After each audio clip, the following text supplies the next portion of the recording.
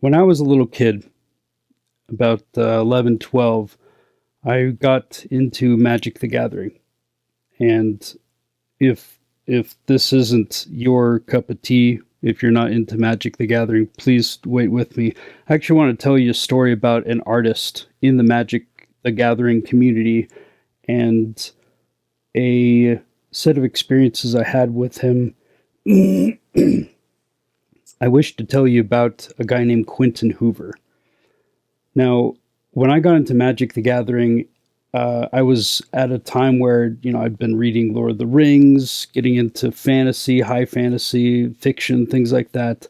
And so the art, the varied expressions of, the different types of magic, right? You got the dark and evil stuff with skeletons and monsters and shades, and you've got dryads and wood nymphs and all sorts of things. You've got paladins. You've got it was awesome. It was really cool to get into this stuff and to see the different takes that artists use. I drew a lot back then, and I enjoyed drawing. It was a respite from internal struggles and stress. Maybe we'll get into someday. But as I found myself getting into Magic the Gathering, and spoiler alert, I didn't the big headline card, the Black Lotus. I think I remember seeing it a time or two. I probably saw it a bunch of times in card shops and things like that for a few $100s. They now go for tens of thousands of dollars, even in like rough damage condition. Oh well. We all wish we would have bought stock in that one company or bought the one collectible. Um, but as I was getting into it, a artist that stood out as a consistent just wow factor was this guy named Quinton Hoover. Now, if you're into Magic the Gathering and you've seen his artwork, you probably already know what I mean. I don't meet a lot of people that say I hate Quinton Hoover artwork. Maybe they exist, right? Art is subjective, and that's fine if that happens to be you. But I wanted to, at least like show up some of the artwork here, maybe overlaid on the screen. I love this guy's artwork. I love the clean lines. I love the how it seems to almost be a comic book and a watercolor painting in the same take. Just it was such a distinctive look that immediately all the cards stood out as this is Quinton Hoover. Now, back in the day, and I'm not even sure how I got this, but I believe in one of the magazines centered around Magic the Gathering. It was probably Scry magazine, maybe. I'm not sure. This was also the fledgling time of the internet, right? This would have been in 1994, 1993, something like that. Maybe by the time I got to it was 96, 97. And I, yeah, now I'm lost in thinking about the timeline. Let's say 95. Let's split the difference. So in these magazines, they would have the addresses of the artists in who drew various illustrations for these collectible card games, namely Magic the Gathering, which was the first on the scene and still, by and large, even today, is probably arguably the biggest one. So I found the address of Quinton Hoover. He lived in Bend, Oregon, and I wrote him. Now, as I started to write him, right, I'd write him and I'd send him a couple cards. And I'd say, hey, right, I enjoy your artwork. I don't even remember what I said. And maybe I'll talk about this later, but to my everlasting sorrow, I lost the binder that I kept these letters in, and they are, if we can treasure things, if we can know how much we treasure things by how sad we are when we lose them, yeah, I treasure these things a lot, and I hope to someday find them. Uh, I knew where they were for years and years, sitting in a binder in my room at my parents' house, and then they moved, I moved, repeat that a few times, and sadly, I don't know where they are. So, but I remember these drawings. I remember them. I mean, I can see the lined notebook paper that they were drawn on, and I would draw a little drawing of a muscly warrior, and I'd send it off to Quinton, and then he would send it back to me. One of these drawings was a barbarian with like a big sword, right, with a big jeweled pommel and very like big muscly guy, and he had a little one of those little propeller hats on, and he had a big smile on his face, and uh, I treasure that so much. I uh, I got a few cards signed by him over the years, and I don't remember all the cards that I got signed. Um, I got a number of cards signed from a now defunct Lord of the Rings trading card game or collectible card game called Middle Earth, and I have 11 of these cards or something signed.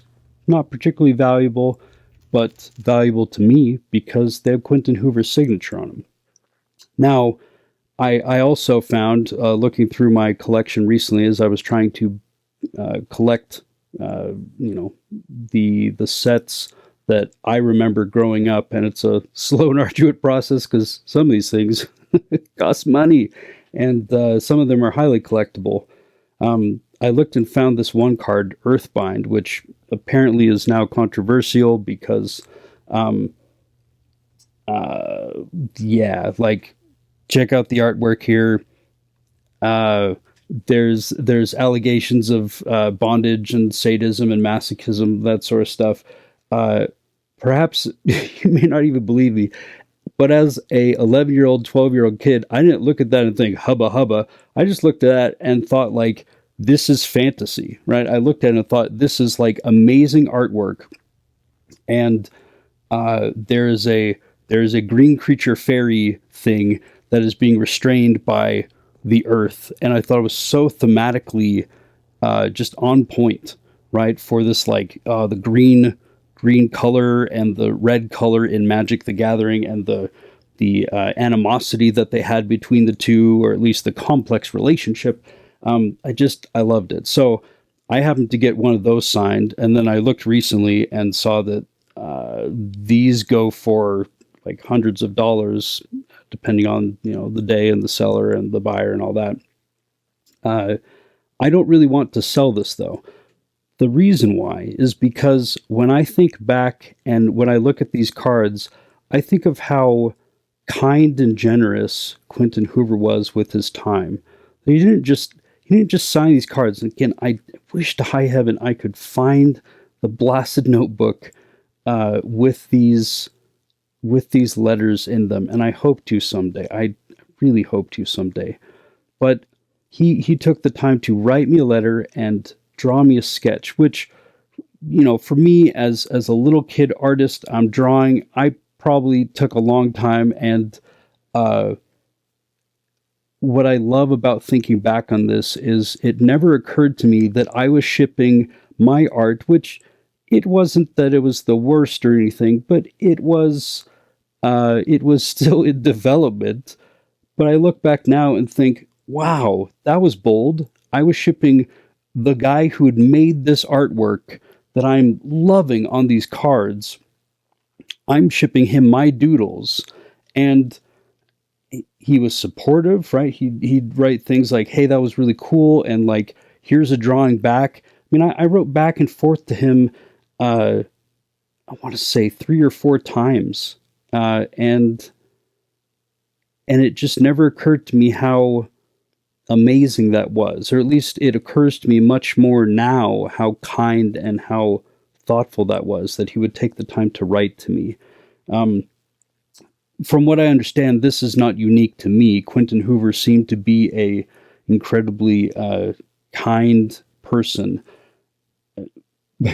What stands out to me, of all these memories, is another one that I was I was thinking about this today as I was thinking, yeah, I want to make this video and I want to share this story, and I just had to laugh at the embarrassment I feel now, at least like the the sheer audacity. So my family would travel from Western Washington down to Utah occasionally, or at least go over to Idaho and some places like that.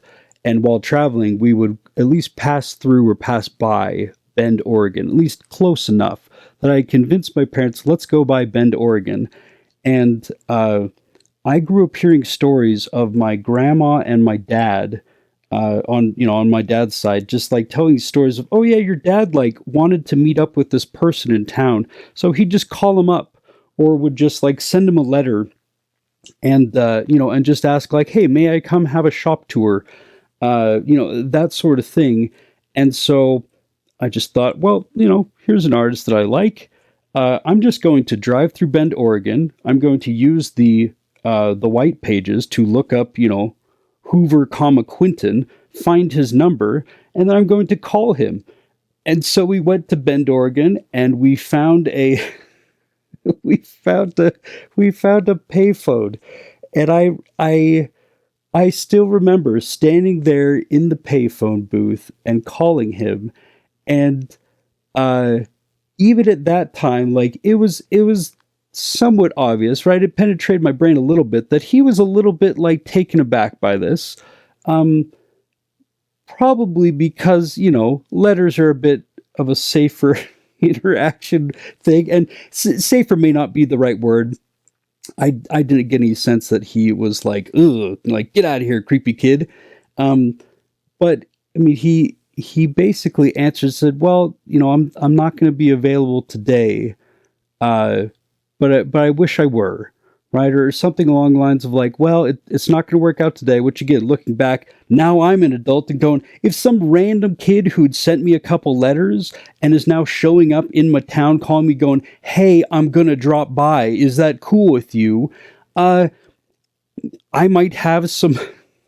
I might have some hesitation there. And not even because I'm worried the kid is evil or bad or anything about his family. Just like, dude, I've got my own life. I'm living it. I am not at the beck and call of every young dingus who writes me, right?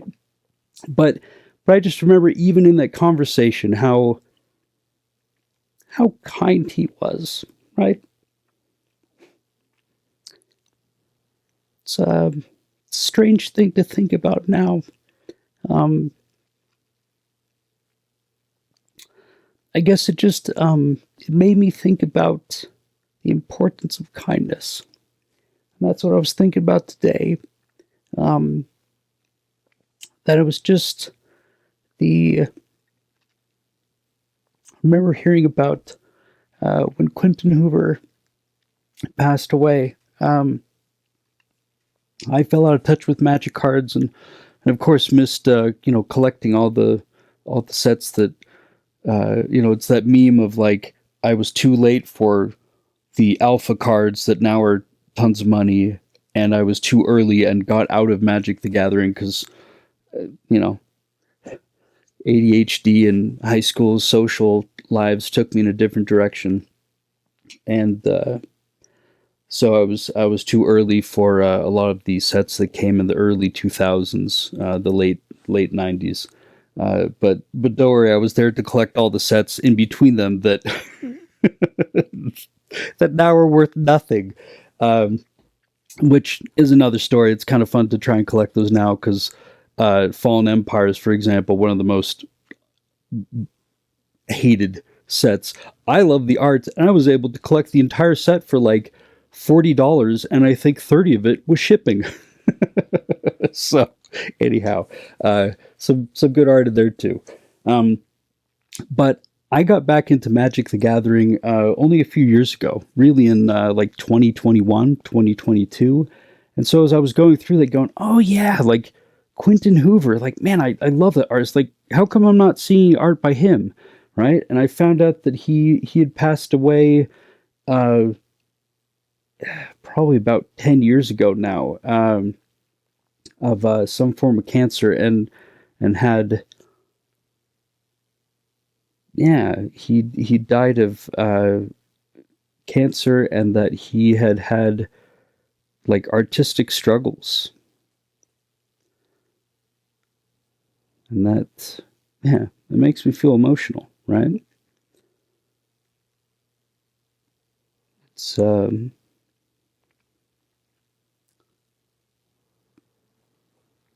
something I think about now, just because um, like with my, with my background, my belief system, like I'm under no assumption that Quinton was Christian or like, anything like that. And if he was, cool. Um, that wasn't the thing that brought us together, and it was never something I cared about. It's not no, it's not anything I look down on him now one way or the other. But what brings that to mind is I think about like uh, being Christ-like, right? Like, or like Christian kindness. Uh, it made me think about, there's a lot of times that we use those things like labels, right? To kind of like, I'm a Christian, and it's a social identity label, right? It's just like it's flashing your membership card to a club, and as I was thinking about this, right, there's like whether or not he was, yeah, whether or not he was being kind because he thought Jesus wanted him to or not, or just because he he felt that internal yearning to be kind to someone because he could, right? I think that truly those that, I mean, I love Jesus, and I love that he's a vehicle to helping people understand the awesome feelings that come when we are kind to one another, right? To our brothers and sisters around us.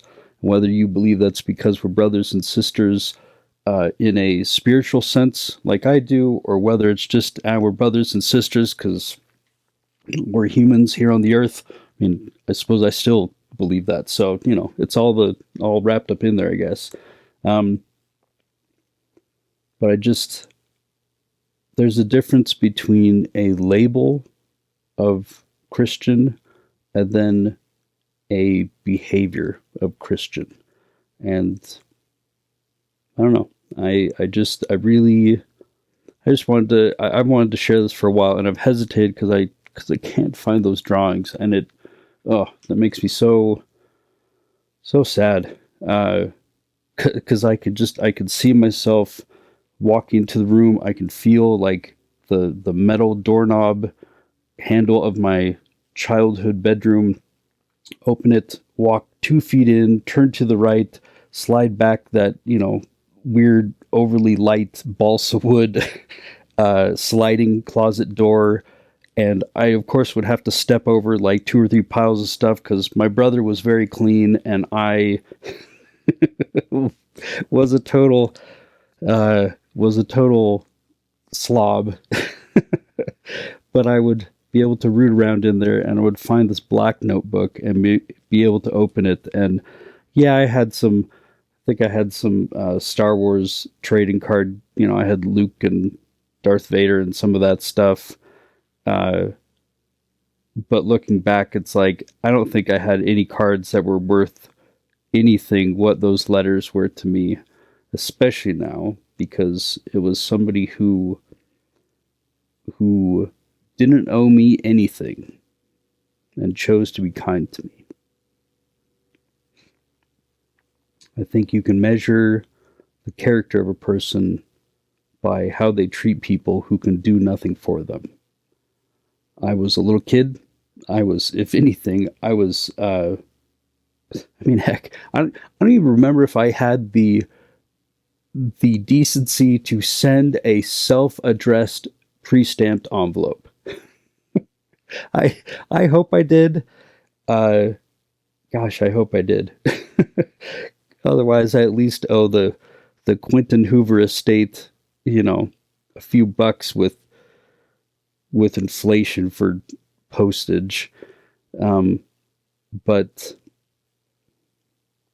yeah, it's interesting how emotional it makes me to talk about and just think about how kind he was. Um, so anyhow, if you're here because you like Magic the Gathering, and you came for a story, I hope you enjoyed it. In any case, whether you're a new time fan or a long time person, uh, yeah, I would encourage you to go out and experiment upon the idea of being kind to people that can't do anything for you, right? Um, not because I said to. Um, and that's why I say experiment upon it, right? Because I'm not gonna end this with some didactic, here's what you should do, kind of pithy uh, browbeating. What I want to do is instead is just for the sake of experiment, if you are like I am, struggling a lot these days, that if you can remember that showing kindness to other people, not because it will be good for you, again, I think there's some very short sightedness there. It's kind of a weird selfishness, but it's more of the being able to lose yourself in the joy of the magic that comes when you are kind to somebody. Um, keep doing that. Maybe that's my still didactic shouldness coming through. Sorry. Um, I encourage you to think about this and in your own way, in your own life, in the immediate world around you, look for a way to be kind.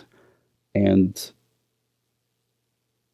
I think that's what's missing a lot in most situations is pausing and thinking of a way to be kind when somebody doesn't deserve it and can't pay you back for it.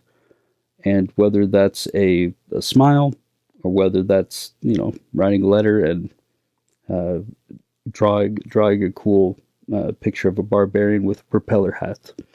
I think that's a worthwhile to experiment on, so that you don't just have some random guy on the internet tell you about it, but you of yourself go, "Hey, that felt pretty good." Yeah, I'll catch you next time. Like, comment, subscribe, all that stuff, but most importantly, go out and try this experiment.